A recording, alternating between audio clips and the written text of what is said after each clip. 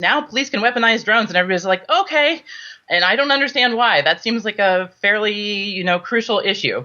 You're listening to the Corbett Report.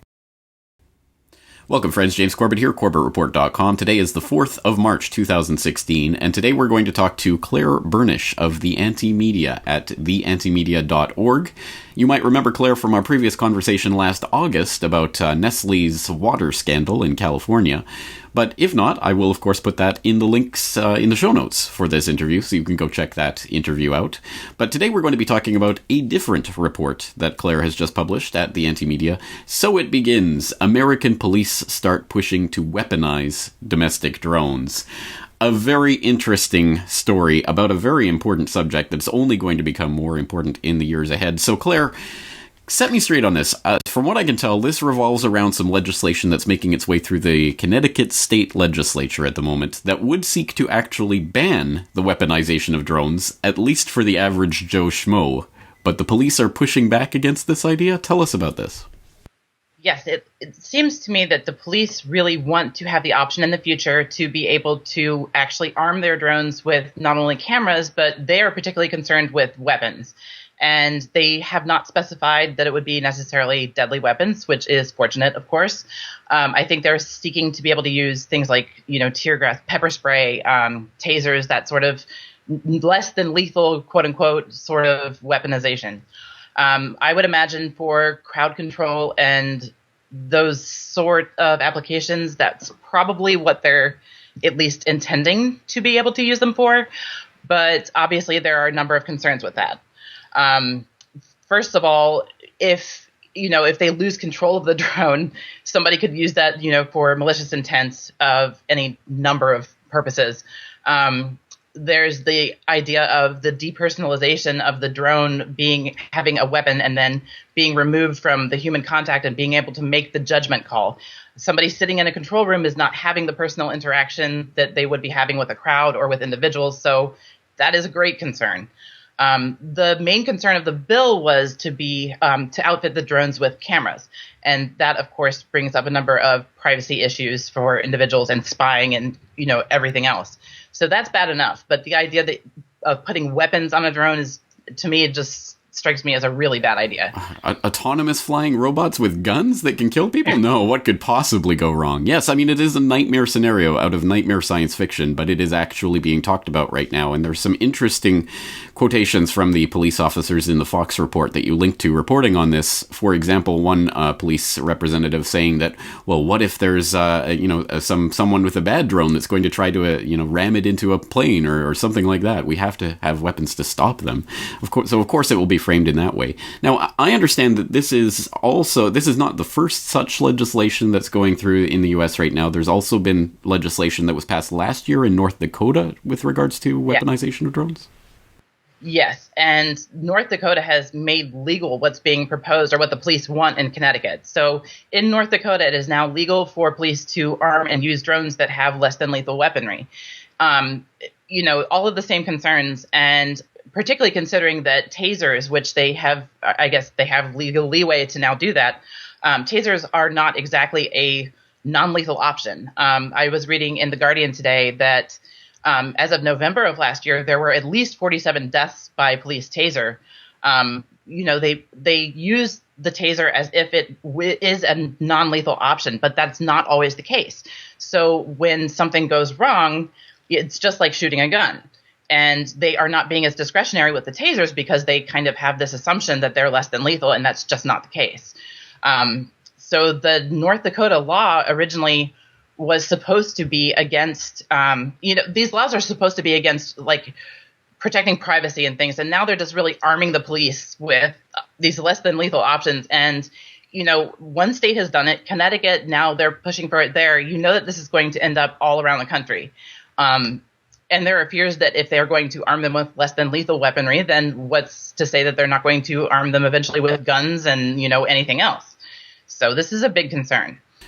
I get that local policing matters would fall under the jurisdiction of state legislatures, but wouldn't these issues impinge on federal issues? Wouldn't the FAA or some sort of federal agency try to be getting its beak into here to regulate it across all of the states? they're supposed to have clearance from the FAA to fly drones. I mean, this is sort of a legal gray area at the moment. They're also supposed to have the idea is they're supposed to have warrants in order to use the drones for at least for the cameras. It's not really clear yet, and I think that because it's not being decided federally and actually being decided on a state level, this is where the problems are going to erupt, and there are going to be discrepancies state by state. The states that are more apt to protect privacy rights are probably more apt to also protect the crowds from being tasered by a drone. We have to kind of wait and see. Probably it's going to take, not just North Dakota and Connecticut, but it will probably be quite a number of states before eventually there has to be some sort of federal legislation on this.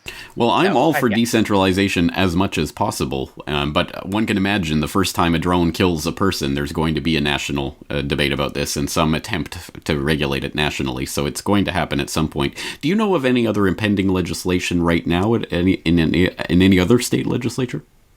I have not admittedly looked into it any further, but from what I understand, North Dakota was the first to actually pass the law, and Connecticut seems to be the next in line to do so. So I guess we'll have to see. The interesting thing is that it's going to take a little bit longer to actually fully debate these. There are a number of bills, and I couldn't ferret out exactly which bills they are, but there are a number of bills kind of dealing with the same issue.